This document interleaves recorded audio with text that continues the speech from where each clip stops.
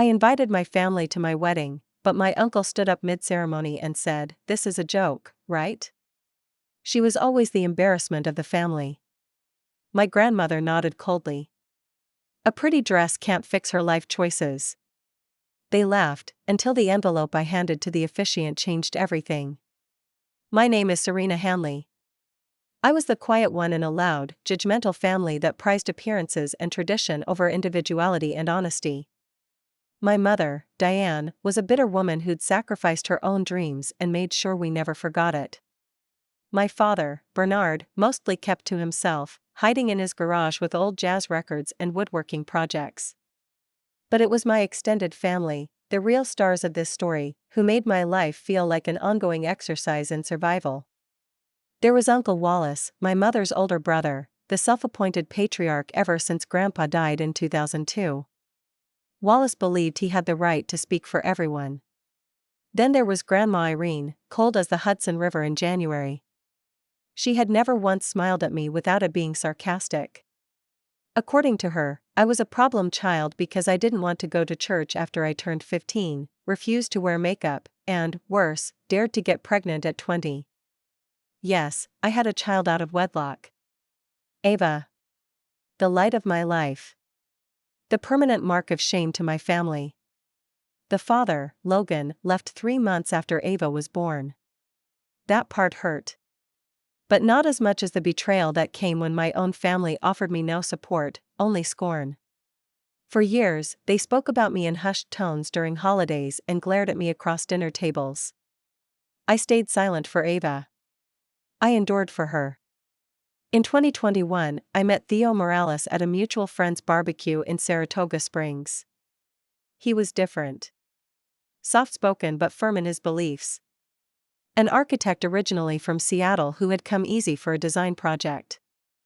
Theo had a calm, steady energy that made me feel safe in a way I hadn't known before. He also adored Ava. We dated for 2 years. Quietly, respectfully. He met my parents once, and I knew from the look on my mother's face that she was disappointed. Not because Theo wasn't successful, he was. But because he saw me. Loved me. And that made me dangerous again. Independent women scare traditional families. When Theo proposed, I hesitated, not because I didn't love him, but because I didn't know if I could handle another moment of being judged by the people who claimed to love me.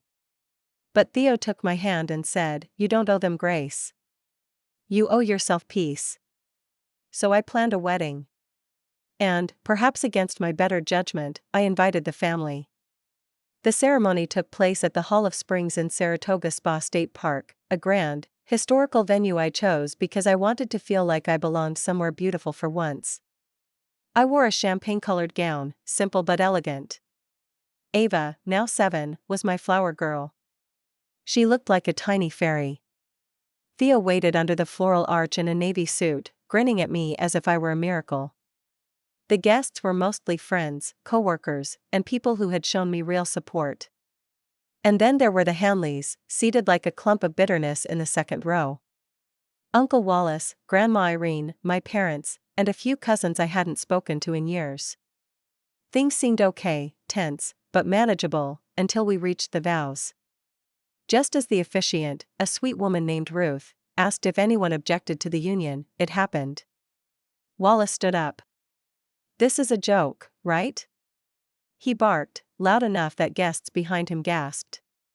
She was always the embarrassment of this family. And now she thinks putting on a dress erases her mistakes? I froze. Then Grandma Irene, never one to miss a theatrical moment, added coolly, "A pretty dress can't fix her life choices." And they laughed. Loud, shameless laughter. I watched Ava's face crumple in confusion, clinging to Theo's leg. Ruth looked at me, stunned. But I didn't cry. I didn't run. I reached into the folds of my dress and pulled out a white envelope. "Ruth," I said calmly, handing it to her, "please read this aloud."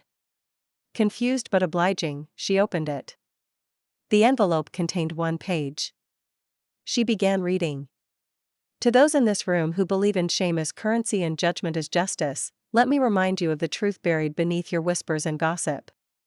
The room went silent. Uncle Wallace, you called me an embarrassment. But you neglected to mention that you borrowed $12,000 from my mother when I was 16 to keep your bar afloat and never repaid it. You also cheated on your wife with a bartender in Scroon Lake for 3 years. I have the messages. Would you like me to read them too? Wallace turned red. He tried to interrupt, but Ruth kept reading. Grandma Irene, you've shamed me every year of my life, yet you were the one who coerced my mother into marrying a man who hit her.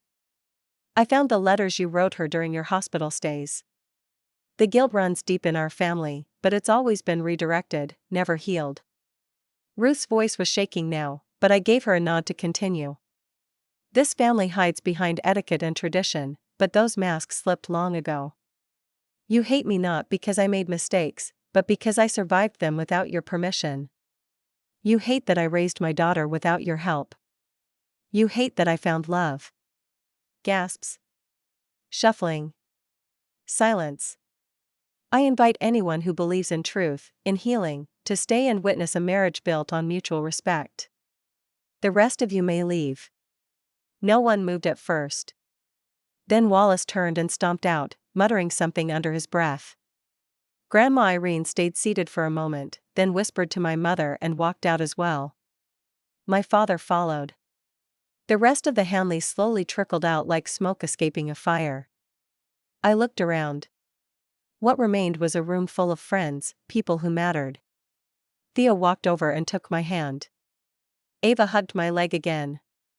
Ruth smiled. Shall we continue? We did. And it was beautiful.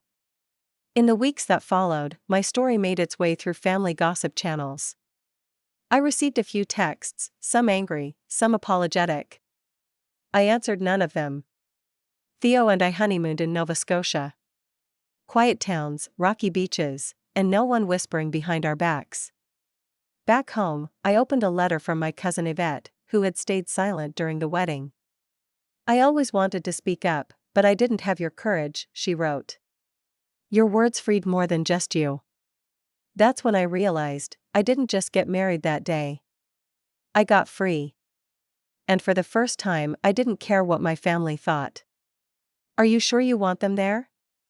Theo asked me, staring out our apartment window as the early October sun cut across the hardwood floor.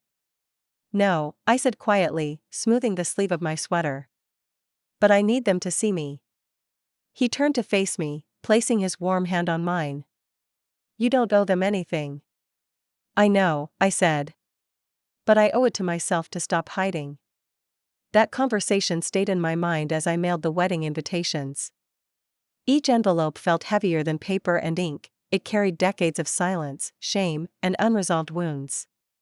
The Hanley family, my family, was the kind of family people assumed were close-knit. We had reunions, Christmas photos, and matching sweaters one year. But behind all of that was a suffocating need for perfection. For order. For tradition. And I was a disruption to all of it. When I got pregnant at 20, the family didn't gather around me in support, they tightened their circle and left me on the outside. My mother said it was disappointing but expected. My grandmother called it a mark of disgrace.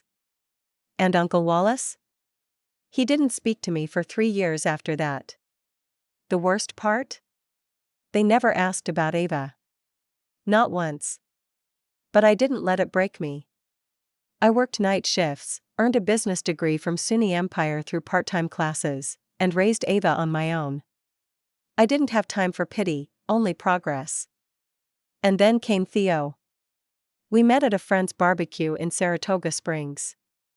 It was a muggy July evening, and he spilled iced tea on my skirt within 5 minutes. Instead of being awkward, he made a joke about it and offered his napkin like it was a grand gesture.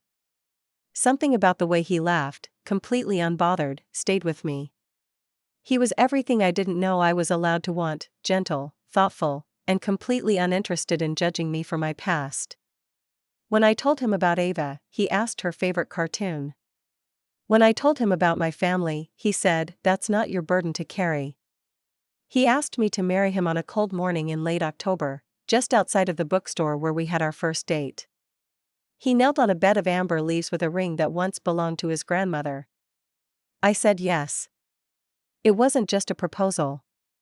It felt like an undoing of every cruel word I'd been fed for the last decade.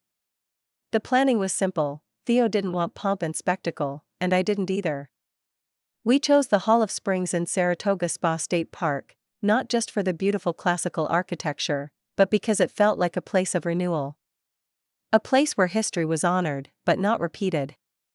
I debated whether to invite the Hanleys. I remember sitting at the kitchen table late at night, staring at the list. Theo walked in and said nothing. He just rubbed my back until I finally whispered, "If they don't come, they'll say I excluded them. If they do come, they'll look down on me. They'll look down no matter what," he said. "But this is your day." So I invited them. All of them. Even Wallace. Even Grandma Irene. I wrote their names on the invitations like someone folding a sharp edge around a memory. Maybe, just maybe, they'd show up and be civil. They showed up. But they weren't civil. The day of the wedding was clear and crisp. Ava wore a white flower crown, clutching a little basket of petals like it was a treasure chest. Theo looked radiant, there's no other word for it.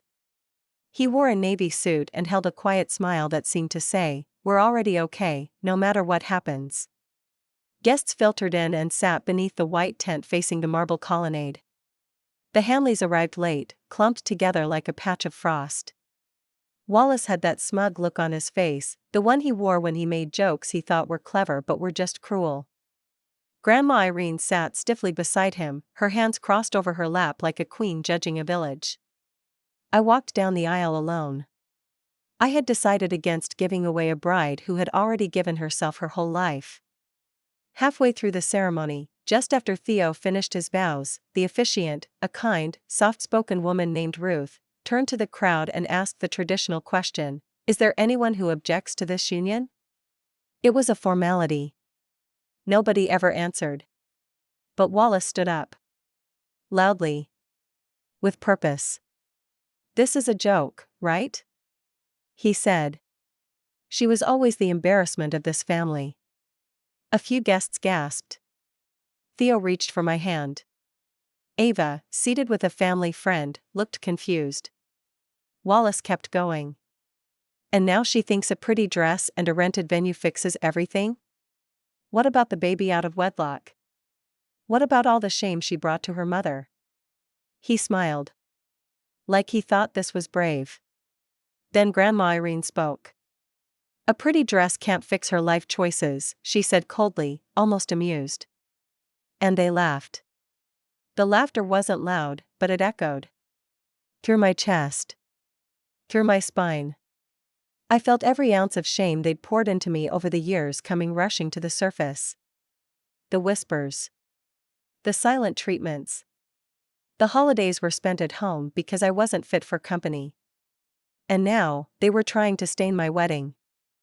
I looked at Ruth. She looked at me. I gave a small nod. I pulled out the envelope. "Ruth," I said quietly. "Would you read this, please?" The envelope had been in my purse for weeks. Just in case. I never wanted to use it. But part of me had known this day would come. Ruth opened it. She cleared her throat. And then she began reading. "To the members of my family who feel entitled to judge me from their pedestal of pretense, let me remind you who you are beneath your mask." More gasps. Heads turned. Theo's grip tightened around mine. "Uncle Wallace, you call me an embarrassment. But you borrowed thousands from my mother during your second divorce to keep your failing bar open. You never repaid her. You cheated on Aunt Rita with a bartender named Shelby from Scroon Lake. I have the receipts, literally and digitally. Do you want me to pass them around?" There was silence. "Grandma Irene, you've called me a stain on our name, but you forced my mother to marry a man who hit her." I read the letters. I saw the bruises. "You told her to pray harder and stay." I saw my mother's eyes dart to Grandma, then away. "This family has clung to appearances while rotting inside. You judge me for surviving. You ridicule me for building something better. You hate me not for my mistakes, but because I refuse to stay broken. Whispers started rippling through the guests. If you believe in love, in rebuilding, in honesty, stay. If you came here to judge, you may leave. Ruth stopped reading. Look at me. I stood still. I didn't cry. Not anymore. Wallace walked out. Face red. Mouth tight. Grandma stood. Smoothed her skirt. And followed. Others trailed behind them. Some looked down. Some avoided eye contact. But the important ones stayed. Theo leaned in and whispered, "You okay?" I nodded. For the first time, yeah. Ruth smiled. Shall we continue? And we did. The ceremony resumed, but the silence left behind by their exit said everything. It was a heavy silence, awkward for some, sobering for others. Ruth, steady and composed, picked up right where she'd left off before the interruption. Theo recited his final words with calm assurance, and when it was my turn, I said my vows without shaking. The hurt was still there. But the shame was gone. We were pronounced husband and wife under a canopy of golden leaves and the pale afternoon sun. Applause erupted, not forced, not polite, but genuine. My friends, co-workers, the family I had chosen over time, they clapped and smiled like they'd witnessed something meaningful. Ava ran into my arms as soon as Ruth stepped aside. She didn't say anything, just hugged me tight. And then she looked up at Theo and did the same. That moment, more than the kiss, more than the legal words exchanged, was what sealed the day. The reception was held in the adjoining ballroom. White linens, flickering candles, strings of soft music weaving between conversations. There was laughter again, the good kind, the kind that didn't come at someone's expense. I saw people talking about what happened, of course. Some were shocked, others seemed quietly impressed. One of my co-workers, Delilah, who'd driven up from Binghamton with her husband, clinked her glass during dessert and said, "I don't know what they expected, walking into your day like they were royalty. You did what needed to be done." Another friend leaned across the table and said, "You know, I always suspected your family was tough, but wow, you handled that like a CEO in heels." It was nice, sure. But I didn't do it to impress anyone. I did it because silence had been my armor for too long, and it had never protected me. I wasn't going to let them rewrite the narrative of my life again.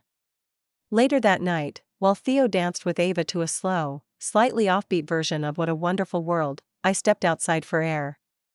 The cold bit at my skin, but I didn't mind. I needed the sting. I thought about Wallace. About Irene. About the way their faces looked when Ruth read those words out loud.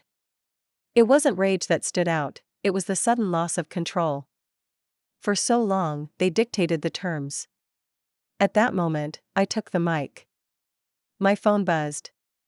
A text from my cousin Jacqueline, who hadn't spoken to me in 6 years. I didn't know any of that. "I'm sorry. You were always stronger than all of us." I stared at the message for a long time before locking the screen. Maybe she meant it. Maybe she didn't. I wasn't ready to decide. When I walked back inside, the energy had shifted. There was more lightness in the room. Guests were dancing more freely, people who barely knew each other were chatting like old friends. I saw my dad in the corner nursing a drink. He'd stayed. Quiet as always, but present.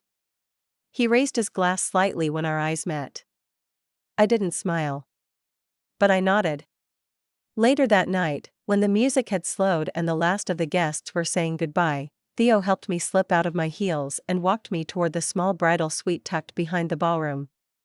We sat on the edge of the bed and just exhaled. "You didn't have to protect me," he said quietly, brushing a strand of hair from my face. "I wasn't protecting you," I replied. "I was protecting myself." Finally, he nodded. "So, what happens now?" I shrugged. "I guess we find out who really wants to be in our lives. And who just wanted control." I got a message the next morning from my mother. She hadn't left with Wallace and Irene. She'd stayed, though she'd spent most of the night in the background, not speaking to anyone. Her message was short. "You didn't have to say all that." I didn't reply. Because yes, I did. I needed to say it. Because people like Wallace and Irene, they count on you staying quiet. They count on shame doing their bidding. They bank on you trying to keep the peace more than they care about the truth. I'd kept the peace for years, and all it did was cost me sleep, dignity, and a relationship with myself. Over the next week, there were more texts. A call from my aunt, Wallace's wife, who asked if I had really meant everything in the letter. I told her it wasn't for debate. It was what happened. I didn't hear from Wallace. Ava didn't ask much about what happened at the wedding. Kids don't always have the words, but they feel everything. That night, she crawled into bed between Theo and me and whispered, "They weren't very nice, were they?" "No, they weren't," I said. "But you were." That got me. I spent years trying to get approval from people who wouldn't have recognized goodness if it danced in front of them wearing pearls. And yet, here was my daughter, this small, clear-eyed witness to my life, telling me I had done right. Theo's family sent flowers 2 days later. A big bouquet of white roses with a note, "We're so lucky to have you in the family." That was one heck of a wedding. I laughed when I read it. A real, loud, unguarded laugh. The kind I hadn't let out in years. But it wasn't over. The ripples of that envelope, that moment, were only beginning to show up in my life. I hadn't just closed a chapter, I'd set fire to a whole toxic volume. And not everyone was going to let that go quietly. Over the next few weeks, there was a quiet reshuffling of the family deck. Cousins who'd always echoed Wallace's tone in family threads began reaching out to me, one by one. First Jacqueline, then Arthur, then Meredith. Each conversation followed a pattern. They didn't know the full story, they were sorry, they were shocked. Some were sincere. Others, I could tell, were just trying to avoid being lumped in with the ones who'd walked out. I took them one at a time. I didn't forgive right away. But I listened. My mother called a week after the wedding. Her voice trembled. "I don't even know where to start," she said. "You don't have to," I replied. "You just have to stop pretending it didn't happen." She paused for a long time before quietly saying, "Okay." That was enough, for then. Theo and I settled into married life gently. He still brought me coffee in the mornings, still kissed my forehead as I read in bed. Ava adjusted seamlessly, beginning to refer to him as her bonus dad, a term we never taught her, but one she used with conviction. I loved that. And then, about a month after the wedding, I got a phone call that set the stage for the final act of this long, generational drama. It was from Monica Jensen, a woman I'd met only once, very briefly, at a community charity event in Albany. She ran a nonprofit called Reframe that helped single mothers gain financial independence through job training and childcare support. She was direct, no nonsense. "Serena, we're hosting a regional fundraiser next month," she said. "I've heard what you did at your wedding. That letter? That speech? People are still talking about it." I blinked. "How?" "You stood up to your family. Exposed the truth with dignity. We need someone like you to speak at our event. Would you be willing to share your story publicly?" At first, I hesitated. I hadn't imagined my personal pain becoming public property. But the more I thought about it, the more I realized, it wasn't about my family anymore. It was about reclaiming the story that had always been whispered behind my back. If telling it helped someone else, then maybe it was worth sharing. I said yes. The event was held at the Albany Institute of History and Art, fitting, given how much history I was about to drag into the light. I was the final speaker of the night. The auditorium was full, mostly women, some men, some press. I wore a deep blue dress, simple earrings, no makeup besides some powder to stop the sweat. My hands shook as I stepped up to the mic, but my voice did not. I told them about growing up in a family where silence was expected, where obedience was rewarded and difference was punished. I told them about raising Ava alone, about the years I worked 2 jobs and studied at night while she slept on the floor beside me with crayons in her hand. I told them about the wedding, and about Wallace. I didn't use his full name. I didn't need to. The lesson was bigger than him. Shame only works, I said near the end, if we agree to carry it. The applause was thunderous. People stood. And the next morning? It was on the front page of the local section. Bride turns tables on family torment during wedding speech, now a voice for women's resilience. I didn't post it anywhere. I didn't have to. It reached them anyway. Wallace sent me a single-line email the next week. "You've humiliated this family. I hope you're happy." I didn't reply. I just forwarded the message to Reframe's director with a wink emoji and deleted it from my inbox. Grandma Irene didn't contact me, but word got around that she was furious, mostly because people at her church had started asking questions about her past and her son's loan history. For someone who wore respectability like a crown, that was more cutting than anything I could have said directly. The final note came during Thanksgiving. Theo and I hosted a quiet dinner at our house. Just friends and Ava, who insisted on making grape pie from a recipe she found online. It was awful, but she was proud, so we ate it with straight faces.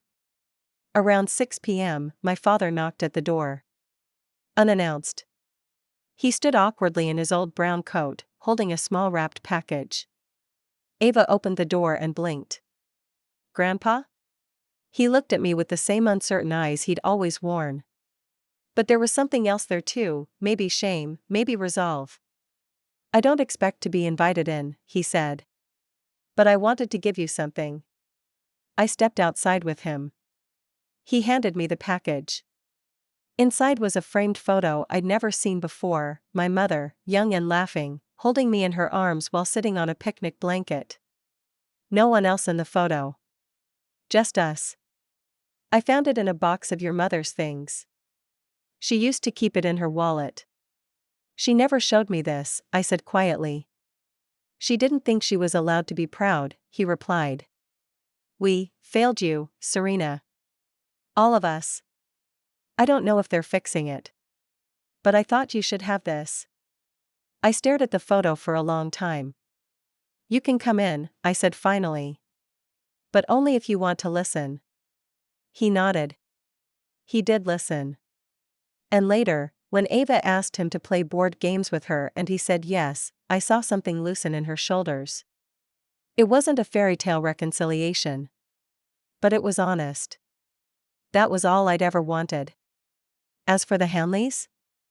They continued their cold little empire, quieter now, more careful.